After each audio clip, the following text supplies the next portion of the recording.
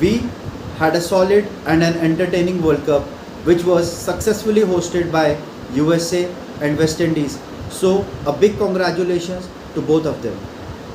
और अब जब ये टूर्नामेंट ख़त्म हो गया है तो टाइम है सबसे मुश्किल काम करने का, to pick the team of the tournament. ये बड़ा ही मुश्किल काम है क्योंकि इस वर्ल्ड कप में काफ़ी अच्छे परफॉर्मेंसेस रहे और काफ़ी प्लेयर्स ने बहुत अच्छा योगदान किया, but there were few players who automatically pick themselves up in the playing 11। इस वीडियो में मैं अपनी team of the tournament pick करूंगा और कोशिश करूंगा कि मैं सही से उसको जस्टिफाई कर सकूं, और मैं उम्मीद करूंगा कि आप कमेंट सेक्शन में अपनी टीम ऑफ द टूर्नामेंट मुझे बताएं। आप मेरे से एग्री कर भी सकते हैं और डिसएग्री भी कर सकते हैं। We can have an healthy debate in the comment section. इस टीम में मैंने 5 बल्लेबाज, 2 ऑलराउंडर, 2 स्पिनर्स और 2 फास्ट बॉलर्स पिक किए हैं। यह टूर्नामेंट थोड़ा स्ट्रेंज था क्योंकि ये टूर्नामेंट अगर आप देखें तो बॉलर्स और ओपनर्स द्वारा डोमिनेटेड था। मेरे को सबसे ज़्यादा डिफ़िकल्टी मिडिल ऑर्डर यानी कि 3, 4, 5 नंबर के बल्लेबाज चूज़ करने में हुई। इस टीम को चुनते वक्त जो सबसे ज़्यादा ध्यान मैंने रखा है कि मैं कोई भी खिलाड़ी उसको आउट ऑफ पोजीशन ना रखूं, एक्सेप्ट एक पोजीशन जिसमें मुझे थोड़ा सा चीटिंग करनी पड़ी, पर बाकी जगह मैंने उन खिलाड़ियों को उसी पोजीशन पे रखा है जिस पोजीशन पे वो सबसे ज़्यादा खेले हैं। इसलिए मुझे सबसे ज़्यादा दिक्कत हुई अपने नंबर 3, 4 और 5 चुनने में, क्योंकि जैसे मैंने बताया ये वर्ल्ड कप बॉलर्स और ओपनर्स द्वारा डोमिनेटेड था। दूसरा, आप देखेंगे कि कई प्लेयर्स के स्ट्राइक रेट में बहुत ज़्यादा डिफरेंस है, और उसका एक कारण है कि कुछ टीमें यूएसए और वेस्ट इंडीज़ दोनों में खेली, बल्कि जबकि कुछ टीमें केवल वेस्ट इंडीज़ में खेली जहाँ पे कंडीशंस काफ़ी बैटिंग फ्रेंडली थी, बट यूएसए में एवरेज स्कोर 110, 120 ही बन पा रहा था और वहाँ बैटिंग करना थोड़ा मुश्किल था। तो इसलिए उन प्लेयर्स का स्ट्राइक रेट थोड़ा नीचे रहेगा, तो मैंने इस बात का भी ध्यान दिया है। और दूसरा, मैंने इस बात का भी ध्यान दिया है कि मैं जब अपनी टीम चुनूं तो मैं ना केवल उनकी द्वारा बनाए गए रन्स या विकेट देखूं, बल्कि उनके विकेट्स और रन्स का इम्पैक्ट भी देखूं, और उन्होंने किस सिचुएशन, किस पोजीशन पे आके वो रन बनाए हैं, वो भी उस बात का भी मैंने इस टीम को चुनते वक्त ध्यान रखा है। इस टीम में 4 ऐसे खिलाड़ी हैं जो बिना कुछ बोले अपने आप को पिक करते हैं। सबसे पहले तो रोहित शर्मा, फिर fast bowling allrounder Hardik Pandya, spin bowling allrounder अक्षर पटेल और जसप्रीत बुमराह। इनके नंबर्स मैं आपको बताना चाहूँगा। Let's talk about Rohit Sharma's numbers first.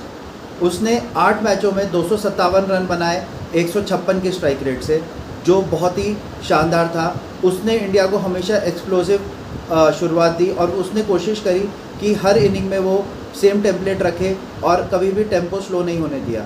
इसके अलावा as a captain Rohit Sharma बहुत ही शानदार रहे और वो मेरी टीम के कैप्टन होंगे।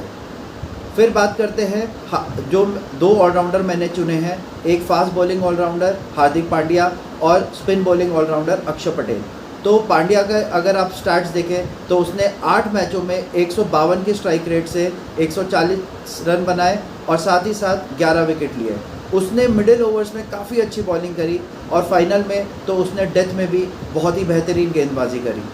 मैं इसके अलावा अक्षर पटेल के अगर स्टार्ट्स पे हम नज़र डालें तो उसने भले ही 8 मैचों में 92 रन बनाए और केवल 9 विकेट लिए, बट उसने काफ़ी मैचेस में पावर प्ले में बॉलिंग करी और बैटिंग में भी उसको इंडिया ने एज अ फ्लोटर यूज़ किया। उसकी अगर आप फाइनल की इनिंग्स को याद रखें तो वो बहुत ही क्रूशल मोमेंट पे आई थी क्योंकि हम ऑलरेडी काफ़ी स्ट्रगल कर रहे थे। फिर मैं बुमराह के बारे में क्या बोलूँ जो ऑलरेडी नहीं बोला जा चुका है।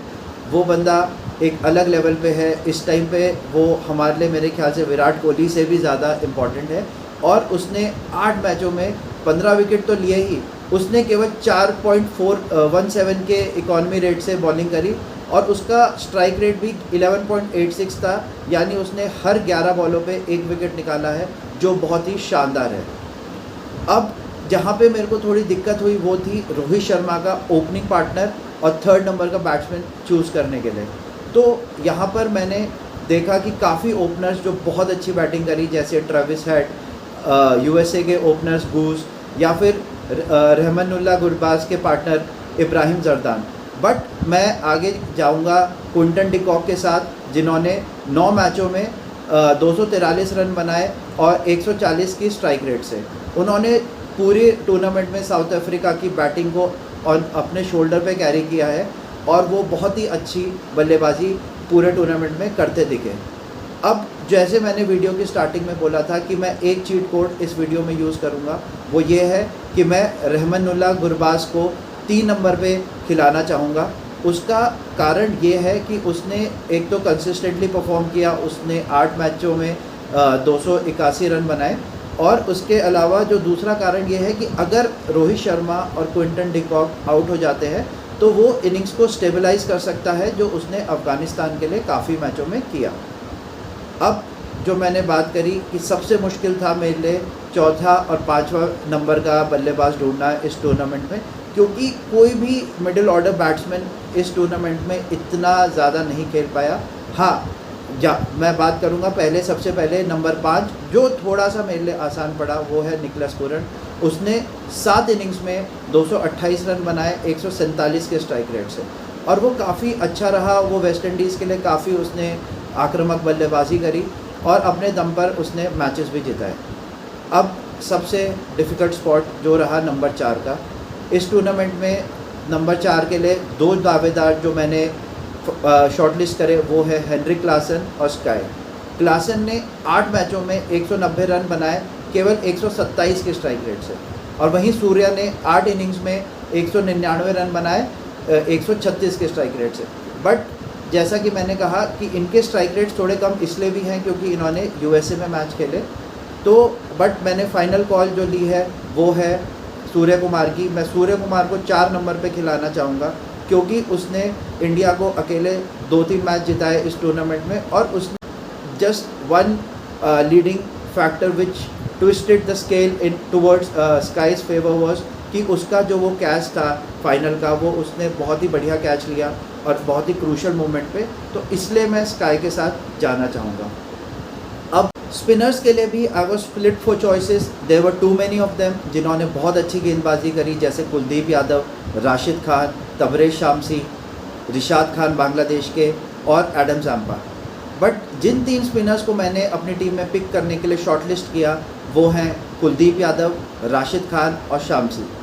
सबसे पहले तो मैं कुलदीप को अपनी टीम में एज अ नंबर 9 पे रखूँगा, क्योंकि उसने 5 इनिंग्स में 10 विकेट लिए केवल 6.95 के इकॉनमी रेट के साथ। उसने मिडिल ओवर्स को काफ़ी कंट्रोल किया और इंडिया को बहुत ही अच्छा ऑप्शन प्रदान किया। उसने क्रिटिकल ब्रेक थ्रूज लिए जब जब इंडिया को ज़रूरत थी, और उसकी वजह से इंडिया काफ़ी अच्छी पोजीशन में रहा, मिडिल ओवर्स को डोमिनेट करता रहा। अब बात करते हैं 8वें नंबर की पोजीशन पे, जिसमें मैं चाहूँगा कि मेरा जो गेंदबाज हो वो थोड़ी बहुत बैटिंग भी कर सके, और अगर टीम को ज़रूरत हो तो मैचेस को फिनिश भी कर सके। यही एक कारण है कि मैं इस टीम में राशिद खान के साथ जाना चाहूँगा। ऑल्दो शामसी के नंबर भी काफ़ी इम्प्रेसिव हैं, बट राशिद खान ने 8 इनिंग्स में 14 विकेट लिए at an economy rate of 6.17। हाँ, वो बल्लेबाजी से इतना शानदार प्रदर्शन नहीं कर पाए, पर मैं उनको तब भी इस टीम में रखना चाहूँगा क्योंकि उनकी कप्तानी भी बहुत लाजवाब थी। वो काफ़ी इंस्पायरिंग फिगर है और वो ऑपोजिशन के मन में डर बिठा सकते हैं। तो आप इमेजिन करिए कि एक टीम में बुमराह और राशिद खान हो तो आपको 8 बहुत ही अच्छे ओवर्स मिल सकते हैं। अब बात करते हैं फास्ट बॉलर्स की जो बुमराह को सपोर्ट करेगा। इस टूर्नामेंट में काफ़ी हमें अच्छी तेज़ गेंदबाजी देखने को मिली, जैसे कि अल्जारी जोसेफ, नटरावलकर, रबाडा। बट जो मैंने 4 प्लेयर्स फाइनल शॉर्टलिस्ट किए वो हैं फजलक फारूकी, अर्शदीप सिंह, एनरिक नॉर्के और नवीन उल हक। तो इन सब की अपनी अपनी खूबी है। अगर मैं चाहूँ तो अर्शदीप को भी डायरेक्टली इस टीम में रख सकता हूँ, बट मैंने कुछ सोचा विचारा और देखा कि क्या मेरे को चाहिए एक गेंदबाज में कि वो शुरू में भी बॉलिंग कर सके, मिडिल ओवर्स में भी डाल सके और डेथ भी अच्छी कर सके, क्योंकि मिडिल ओवर्स में हमारे पास ऑलरेडी कुलदीप और राशिद की जोड़ी है, प्लस पंड्या और अक्षर पटेल का सपोर्ट है। तो मैं इस टीम में नवीन उल हक के साथ जाना चाहूँगा। ऑल्दो मेरे ख्याल से अर्शदीप और फारूकी के नंबर्स उनसे ज़्यादा इंप्रेसिव है, बट नवीन उल हक ने opening as a starting bowler काफ़ी अच्छी बॉलिंग करी और उन्होंने डेथ में भी काफ़ी मैचेस में काफ़ी अच्छी बॉलिंग करी। उनका ओवरऑल इकॉनमी रेट 6 का था और उन्होंने 8 मैचों में 13 विकेट लिए। तो ये है मेरी टीम ऑफ द टूर्नामेंट। आप मेरे साथ एग्री कर सकते हैं या डिसएग्री कर सकते हैं। आप मेरे को कमेंट्स में बताएं कि आपकी टीम आपके हिसाब से क्या रहेगी और आप मेरी टीम में क्या क्या चेंजेस देखना चाहते हैं। Thank you.